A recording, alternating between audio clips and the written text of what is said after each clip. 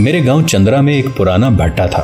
اینٹیں بنانے والے یہاں سے کبھی کے جا چکے تھے، لیکن جا بجا ٹوٹی اینٹوں کے چھٹے، لال گیروے رنگ کی پکی مٹی اور گہری کھائیاں تھیں جن سے مٹی کھود کھود کر اینٹیں بنائی جاتی ہوں گی۔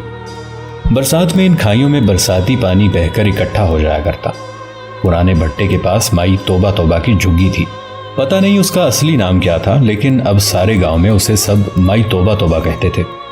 سارے گاؤں میں مشہور تھا کہ وہ کالا علم جانتی ہے، لیکن دو ایک بار میری موجودگی میں کسی نے اس سے استفسار کیا تو وہ کانوں پر ہاتھ رکھ کر توبہ توبہ کرنے لگی۔ ایک روز میں شام گئے گھر نہ لوٹ سکا۔ باہر امرود کے باغ میں کچے پکے امرود توڑتے مجھے دیر ہو گئی۔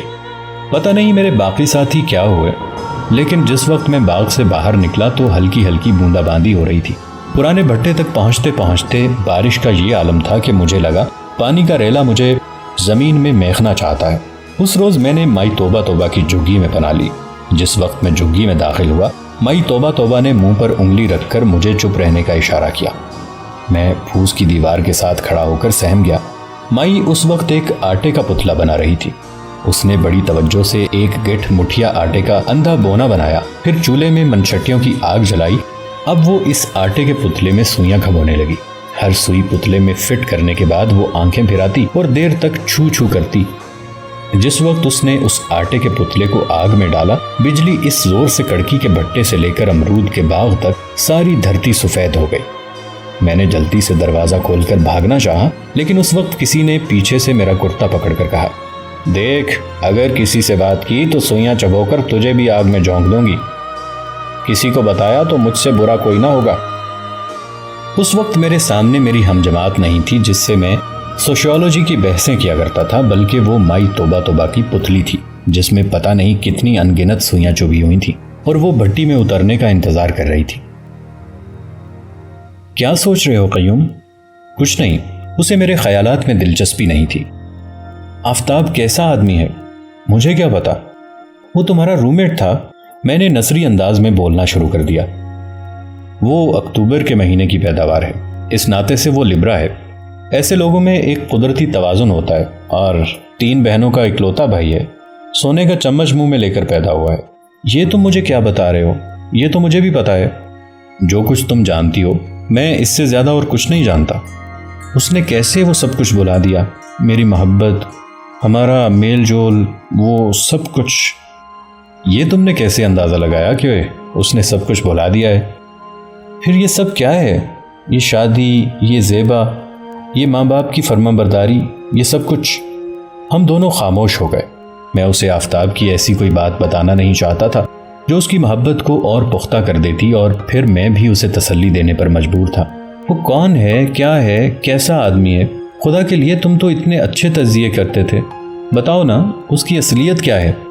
میں نے سر کھجلایا اور دانشور بن کر بولا، دنیا میں رنگ رنگ کے لوگ ہیں، ان کی سٹڈی کے الگ الگ علوم ہیں۔ تبت کے لوگ سمجھتے ہیں کہ ہر انسان کے گرد رنگ کا ایک حالہ ہوتا ہے، اور یہ حالہ اس کی اصلی سائیکی کا انڈیکس ہوتا ہے۔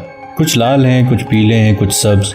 جن کے گرد نیلا حالہ ہوتا ہے وہ لوگ ہمدردی کرنے والے ہوتے ہیں، سرخ رنگ والے شدید ہوتے ہیں، سوسائٹی سے یوں بڑھ جاتے ہیں جیسے ماتا دور کا سرخ مینٹل سانڈ کے سینگوں سے الجھتا ہے۔ جذبے کے غلام، جنس کے غلام، یہ لوگ توڑ پھوڑ کرتے ہیں۔ تمہارے آفتاب کا حالہ بادل کے رنگ کا ہے، اس پر سورج کی شعائیں پڑیں تو اس کا رنگ سرخ ہو جاتا ہے، زمین کا عکس پڑے تو مٹی رنگا ہو جاتا ہے۔ تمہارے آفتاب کے کئی جلوے ہیں، کئی رنگ ہیں۔ ہاں، اب اس بادل پر زیبا کا رنگ چڑھنے لگے گا۔ میں اسے جان سے نہیں مارنا چاہتا تھا۔ زیبا خود بہت بے رنگ ہے، اس کا کیا رنگ چڑھے گا؟ وہ بہت خوبصورت ہے۔ سیمی نے میری طرف اس امید سے دیکھا کہ میں اس جملے کی تردید کر دوں۔ ہاں خوبصورت ہے، لیکن بے رنگ ہے۔ وہ اس کی بیوی ہے، وہ اس کی محبت کی زیادہ مستحق ہے نا؟ ہے نا؟ بولو۔ خدا جانے محبت کا دراصل مستحق کون ہوتا ہے۔ میں نے دیکھا ہے کہ بگڑے دل رئیس جنہیں بہت محبت ملتی ہے عموماً اسی محبت کی مٹھاس کا مزہ زائل کرنے کے لیے اپنی پشتوں کی عزت اتروانے طوائفوں کے پاس جاتے ہیں۔ شہر کے مشہور دانشور ایسی عورتوں کے پیروں پر نماز پڑھتے ہیں جو انہیں کتے کے باسن میں کھلاتی ہیں۔ انسان کا دل ہمیشہ محبت کا متلاشی نہیں ہوتا۔ جب محبت کی گیس سے اس کا غبارہ پھٹنے لگتا ہے تو اس کی آرزو ہوتی ہے کہ کوئی سوئی ہلکا سا چھید کر کے اس کی انا کو کم کر دے۔ جو لوگ ہماری عزت اتارتے ہیں، دورے دورے دفعہ دور رکھتے ہیں، وہ ہماری انا کو کترنے والی کینچی ہوتے ہیں۔ جب انا کا سائز بہت بڑا ہو جاتا ہے تو ایسی قینچی کہیں نہ کہیں سے پیدا ہو جاتی ہے۔ انسان ہمیشہ محبت کی فضا میں زندہ نہیں رہ سکتا، ہمیشہ فرعون بنے رہنا اس کے لیے ممکن نہیں ہے۔ وہ خدا سے لے کر معمولی ابد تک ہر سٹیج پر اترتا چڑھتا رہتا ہے، جیسے 7 سروں پر انگلیاں پھرتی ہیں۔ جب مختلف طریقوں سے کئی بار یہ پھرت ہو چکتی ہے تو ایک انسان کا گیت مکمل ہوتا ہے۔ اسی لیے زندگی کے لیے بھی محبت ضروری ہے اور نفرت بھی۔ جب نفرت پاتال میں لے اترتی ہے تو پھر کہیں سے محبت اوپر اٹھاتی ہے، اتنا اٹھائے لیے جاتی ہے کہ آدمی غبارہ بن کر آسمانوں کو چھونے لگتا ہے۔ جب یہ غبارہ اور اوپر نہیں جا سکتا لیکن اس کی آرزو کم نہیں ہوتی تو کہیں سے حقارت نفرت کی سوئی گیس کم کرنے کو آ نکلتی ہے۔ یہ عمل مسلسل ہے، زندگی کے ساتھ ساتھ ہے، خدا سے لے کر ابد تک کا عمل، فرشتے سے لے کر شیطان تک کی منزل، ان مٹ سے لے کر ناپائیدار تک۔ تم کیا سوچتے ہو؟ کہاں چلے جاتے ہو تم قیوم؟ تم کو اپنی پڑھائی کا اس قدر فکر کیوں ہے؟ میں چپ رہا۔ مجھے بتاؤ، سمجھاؤ مجھے خدا کے لیے، جس طرح تم مجھے ڈرخیم کی تھیوری سمجھایا کرتے تھے، خودکشی کی۔ بتاؤ قیوم، محبت کہاں ملتی ہے؟ کن کو ملتی ہے؟ میں اسے کیا بتاتا؟ میں تو خود بچپن سے محبت کی تلاش میں سرگرداں رہا تھا۔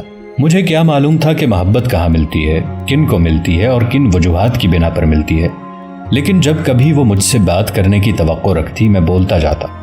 محبت کا تحفہ سیمی عموماً 2 قسم کے لوگوں کے لیے ہوتا ہے۔ ایک وہ فرعون صفت لوگ جو اپنے جیسا کسی کو نہیں سمجھتے، جو چلتے نہیں اچھلتے ہیں۔ ان کی انا کو پرقینچ کرنے کے لیے ان کی زندگی میں کوئی شخص محبت کا گلدستہ لے کر داخل ہوتا ہے۔ گلدستہ وصول کرتے وقت فرعون شکل لوگوں کو معلوم نہیں ہوتا کہ اس میں کانٹے بھی ہیں اور چیونٹیاں بھی۔ عموماً انہی چینٹیوں کے ہاتھوں بڑے بڑے ہاتھی جاں بحق ہو جاتے ہیں۔ میں تمہاری بات سمجھی نہیں قیوم، یا شاید آج میرا دماغ درست نہیں ہے۔ اچھا، ایک وہ لوگ جو خدا سے بھی نہیں ڈرتے، ان کو انسان بنانے کے لیے، عبد بنانے کے لیے محبت عطا ہوتی ہے، ان کی حیثیت سمجھانے کے لیے، ان کا قد عام انسانوں جتنا کرنے کے لیے۔ یا پھر محبت ان لوگوں کو ملتی ہے جو مرنے کی آرزو میں جیتے ہیں، جاں بلب ہوتے ہیں۔ ان کے لیے محبت کا تریاق آتا ہے غیب سے، یکدم ان مردہ لاشوں میں زندگی کے آثار اجاگر ہوتے ہیں۔ وہ درختوں کو، پرندوں کو، چاند ستاروں کو اثر نو دیکھنا شروع کرتے ہیں بچے کی حیرت کے ساتھ۔ موسم ان پر اثر انداز ہوتے ہیں۔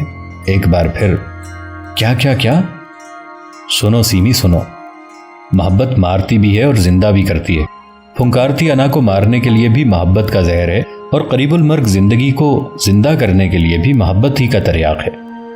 اب وہ بپھر گئی، تم سے بھی کچھ نہیں ہوگا، تم بھی ایویں ہی ہو، واہیات، صرف کچے پکے فلاسفر، بالکل ڈاکٹر سہیل کی کاربن کاپی۔ تمہاری تسلی کیسے ہوگی؟ محبت سے، صرف محبت سے۔ میں ہنس دیا۔ اس میں ہنسی کی کیا بات ہے؟ میں نے دکھی دل سے کہا۔ تمہیں محبت نہیں چاہیے سیمی، تمہیں صرف آفتاب درکار ہے۔ سب کا یہی حال ہے، سب کو محبت چاہیے، لیکن صرف اس شخص کی جسے اس کا اپنا دل شدت سے چاہتا ہے۔ باقی سب محبتیں کیلے کا چھلکا ہیں، وافر، واہیات، غیر ضروری، اہمیں۔ تم نے کبھی محبت کی ہو تو تمہیں پتا ہو آدمی کس کرب سے نکلتا ہے۔ تم کو تو ہر وقت پڑھائی کی پڑی رہتی ہے، اپنی تھیوریاں بنانے میں لگے رہتے ہو۔ پروفیسر سہیل کے ساتھ سوشلزم کی بحث کرنے میں وقت گزرتا ہے تمہارا۔ جاؤ جا کر مارکس پڑھو، اینگلز پر سر کھپاؤ۔ تم کو کیا پتا کہ ایک ایسا وقت انسان پر آتا ہے جب وہ خود پیٹ بھر کر کھانا کھانے کے باوجود خودکشی کر لیتا ہے۔ تم کو کیا پتا؟ سب کچھ معاشرہ نہیں ہوتا، معاشیات سے انسان کی فلاح مکمل طور پر بندھی ہوئی نہیں ہے۔ تمہیں کیا پتا؟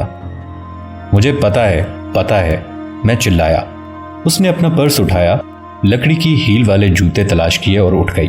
تمہیں میری بات سننا ہوگی، میں نے بھی محبت کی ہے کسی سے، شدت کے ساتھ۔ آج تمہیں میری طرف کی کہانی بھی سننا پڑے گی سیمی۔ سنوں گی قیوم، ضرور سنوں گی، لیکن آج نہیں۔ دیکھو نا، آج میرا ذہنی توازن ٹھیک نہیں ہے۔ میں نے اس کا ہاتھ پکڑ کر التجا کی، صرف ایک جملہ، آج نہیں قیوم۔ پتہ ہے، آج ہی تو اس کی شادی ہوئی ہے، آج ہی تو لینڈ سلائیڈ ہوا ہے زبردست قسم کا۔ وہ چپ چاپ باہر نکل گئی، صرف اس کا چھوٹا سا پھولدار رومال فلانی چارپائی پر پڑا رہا۔ اسے میرے اظہار محبت میں کوئی دلچسپی نہیں تھی۔ میں اسے کیسے بتاتا کہ میرے سارے فلسفے، میرے تمام تجزیے، پروفیسر سہیل کے ساتھ ہونے والے مباحثے اس ایک ناآسودہ جذبے کی وجہ سے پیدا ہوئے تھے۔ کیا میں جنسی محرومی کا شکار تھا؟ کیا میں فرسٹریٹڈ تھا؟ کیا میری ذہانت ان محرومیوں کی وجہ سے سان پر چڑھی تھی؟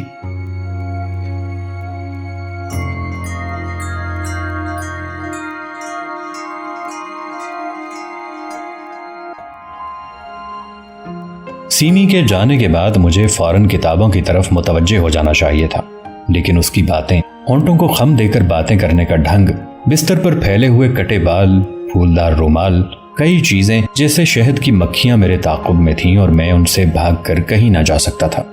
کئی بار باتیں کرتے کرتے وہ اپنی بائیں گال کے تل کو جڑ سے اکھاڑنے کی ایسی کوشش کرتی کہ مجھے اس کی کیوٹکس لگے ناخنوں سے نفرت ہو جاتی۔ سیمی جا چکی تھی، صرف اس کی خوشبو باقی تھی۔ تار پر سوکھنے والے کپڑوں کی طرح چارپائی پر رومال پڑا تھا اور اس سے جانے والی کی ذات کا کمپیوٹر چل رہا تھا۔ میں نے پہلے تو اس رومال کے باوجود پڑھنے کی کوشش کی، پھر مجھے خیال آیا کہ جب تک وہ ایک لاوارث بچے کی طرح چارپائی پر بلکتا رہے گا میں توجہ سے نہیں پڑھ سکوں گا۔ میں نے رومال اٹھایا، سونگا، اس کی تہیں کھولی، پھر اس کی تہیں بالکل ویسے جمائیں جیسے پہلے تھی، پھر اسے پاس رکھ کر پڑھنے لگا۔ لیکن اب رومال بلی کے بچے کی طرح بڑا جاندار ہو گیا تھا۔ وہ پنکھے کی ہوا میں پھول رہا تھا، شکلیں بدل رہا تھا، فضا میں اپنی خوشبو کو آنسو گیس کی طرح پھیلائے جاتا تھا۔ اس کی وجہ سے بار بار میری آنکھیں نمناک ہو جاتی تھیں اور جب میں آنکھیں پہنچ کر دوبارہ اسے میز پر رکھتا تو وہ پہلے سے زیادہ نڈر اور کھلنڈرا ہو جاتا۔ اس رومال کو ٹھکانے لگانے کے لیے میں کوڈرینگل سے نکل کر انارکلی کی طرف چلا گیا۔ دن کے وقت انارکلی کا کچھ اور رنگ ہوتا ہے۔ گاہکوں کی سرگرمیاں، دکانداروں کی گرم جوشیاں اور بکاؤ مال کی وافر نمائش کچھ دیکھنے نہیں دیتی۔ کچھ کار والے، سائیکل والے، پیدل، سکوٹر سوار بازار میں خرید و فروخت کے لیے نہیں آتے، فقط اضافی آمد و رفت بن کر آتے ہیں۔ انہیں اس راستے کہیں اور، مثلاً رنگ محل یا شاہ عالمی جانا ہوتا ہے۔ اس مجمع سے بھیڑ باڑ میں اور اضافہ ہوتا ہے۔ کچھ ان لونڈوں کا ٹریفک ہوتا ہے جن کا خرید و فروخت سے کوئی تعلق نہیں ہوتا۔ وہ محض دکانوں پر چائے یا بوتلیں لے جانے یا واپس کرنے میں مصروف ہوتے ہیں۔ ان کے کندھوں پر مکس چائے کی پیالیاں، نان، چھولے، کباب یا بوتلیں ہوتی ہیں۔ ترارے بھرتے لوگوں میں راستہ بناتے وہ بھنورے سے نکل جاتے ہیں، لیکن چونکہ وہ ٹریفک کے بہاؤ کے ساتھ نہیں ہوتے اس لیے ان سے بھی آمد و رفت کا تار ٹوٹتا ہے۔ پھر کالج کے طالب علموں کی وہ ٹولیاں بھی ہوتی ہیں جو لڑکیاں تاڑنے دکانوں کے تھڑوں کے پاس کھڑے ہوتے ہیں۔ ان کا بھی براہ راست بازار سے کوئی تعلق نہیں ہوتا۔ وہ بڑے پتھروں کی طرح نظروں سے بازار کے بہاؤ کو روک لیتے ہیں۔ اس کے علاوہ دکانداروں کے بچے، رشتہ دار اور بوڑھے بازار میں ملنے کی غرض سے آتے ہیں۔ ان کا بھی خریداری سے تو کوئی سروکار نہیں ہوتا، لیکن ان کی وجہ سے بھی انارکلی کا راستہ تنگ پڑ جاتا ہے۔ ٹریفک رک جاتا ہے اور انارکلی کی شکل داتا دربار کے عرس جیسی ہو جاتی ہے۔ میں رومال کو انارکلی کے اس سرے سے لے کر شاہ عالمی تک بہلانے لے گیا، لیکن پتہ نہیں کیوں وہ آنسوؤں سے بھیگتا جا رہا تھا۔ رات کے پچھلے پہر امتحانوں کے قریب سونی انارکلی میں بلا تکلف روتے جانے میں کوئی قباحت نہ تھی۔ دکانوں پر جستی پھاٹک چڑھے تھے اور ان کے دونوں طرف دوہرے تالے تھے۔ لوگ تھڑوں پر سوئے ہوئے تھے۔ ٹریفک اب بھی تھا، لیکن اتنی رات گئے اکا دکا آنے والوں کو پرواہ نہ تھی کہ کوئی لیڈیز رومال سے آنکھیں پہنچتا کہاں جا رہا ہے۔ آج رات سیمی نے میرے دل کے بازار سے کچھ خریدے بغیر اس میں ساری انارکلی کا ٹریفک بند کر دیا تھا، جیسے اس نے اپنا 3 ٹنز گلی کے ناکے پر لا کھڑا کیا۔ اب پچھلی گاڑیاں ہارن بجا رہی تھیں، پی پی پاں پاں کر رہی تھیں۔ کچھ بے چین کاروں سے اتر کر اس کھڑے ملٹری کے 3 ٹنر کو دیکھ رہے تھے، لیکن وہ گلی کے دہانے پر جمع کھڑا تھا۔ اس کی بریکیں فیل ہو گئی تھیں، سیلف جواب دے گیا تھا۔ سیمی اس رومال کی صورت میں میرے اندر ایک 3 ٹنر کھڑا کر گئی تھی۔ میں اس رومال کے ہوتے ہوئے نارمل آمد و رفت کا حامل نہیں ہو سکتا تھا۔ ہاسٹل پہنچ کر میں نے پہلے اسے تکیے تلے رکھا، پھر میز کی دراز میں ابن خلدون کی کتاب کے 22ویں صفحے کے اندر چھپایا۔ ابھی میں 3 صفحے بھی نہیں پڑھنے پایا تھا کہ میں نے اسے وہاں سے نکال کر اپنی جیب میں رکھ کر اطمینان کی سانس لی۔ جب تھوڑی دیر بعد جیب تننے لگی تو میں نے اسے سوٹ کیس میں بند کر دیا۔ پہلا بوسہ، پہلا تحفہ، پہلی مرتبہ اقرار محبت میں گرمیوں کی اولین بارش جیسی کیفیت ہوتی ہے۔ سارے میں مٹی کی سوندھی سوندھی خوشبو پھیل جاتی ہے۔ حالانکہ یہ رومال نہ تحفہ تھا، نہ بوسہ، نہ اقرار محبت، پھر بھی سیمی سے وابستہ پہلی چیز میرے ہاتھ آئی تھی۔ کچھ دیر بعد میں نے رومال کو سوٹ کیس سے بھی نکال لیا۔ اچانک وہ بہت غیر محفوظ ہو گیا تھا۔ اس کے بعد پڑھائی، رومال اور میں آنکھ مچولی کھیلنے لگے۔ میں ہر 5 منٹ کے بعد اس کی جگہ تبدیل کرنے لگا۔ کبھی اس کی بھاری مفلر تلے آتی، کبھی میں اسے بش شرٹوں کے اوپر رکھتا، یہاں سے نکال کر پتلونوں کی اندرونی تہ اس کا پڑاؤ بنتی۔ آخر میں بہت سوچنے کے بعد میں نے اسے سوٹ کیس کے نیچے بچھے ہوئے اخبار تلے بچھا کر سوٹ کیس کو تالا لگا دیا۔ بچپن میں ہمارے گاؤں میں اسی طرح میرے چچا ایک نیا سائیکل لے کر آئے تھے۔ ابھی اس کے ڈنڈوں پر خاکی کاغذ چڑھا تھا اور پچھلے مڈگارڈ پر لگا ہوا تالا بڑی مشکل سے کھلتا تھا۔ چچا کی سائیکل نے میری راتوں کی نیند حرام کر دی تھی۔ سائیکل پر چڑھنا میرے مقدر میں نہیں تھا، میں صرف اسے صاف کر کے باہر والی حویلی میں کھڑا کر دیتا تھا۔ چچا کے اٹھنے سے بہت پہلے میں اسے ہتھی والے نلکے کے پاس لے جاتا۔ سائیکل صاف کرنے کا سارا سامان میرے پاس ہوتا، پرانے ٹوتھ برش، گریس کا ڈبہ، صاف اور گندے چیتھڑے، ڈبریاں کسنے کے پیچکس، ہتھوڑی، موم۔ میں نے سائیکل صاف کرنے کے لیے جو سامان اکٹھا کر رکھا تھا وہ کار کی سروس کے لیے کافی ہوتا۔ ایک بار سائیکل صاف ہو جاتی تو پھر کبھی آنگن میں، کبھی گھڑونجی کے پاس، کبھی برآمدے میں اس کے پارک کرنے کی مشکل پیش آتی۔ جس طرح ماڈرن لڑکیاں دھوپ سے بچتی ہیں اور اپنی جلد کا خیال رکھتی ہیں، میں سائیکل کے پینٹ کے لیے فکر کرتا رہتا۔ پھر چچا اٹھتے، باہر کی حویلی سے سائیکل اٹھاتے، کچی مٹی سے بھری سڑکوں پر، اونچی نیچی مڈیروں پر، بنجر گزرگاہوں پر، ببول کے کانٹوں سے بھری پٹڑیوں میں، نہر کنارے والی سڑک پر، یہاں وہاں جانے کہاں کہاں سائیکل لیے پھرتے۔ واپسی پر جب وہ گھر لوٹتے تو سائیکل گرد کی وجہ سے پہچانی نہ جاتی۔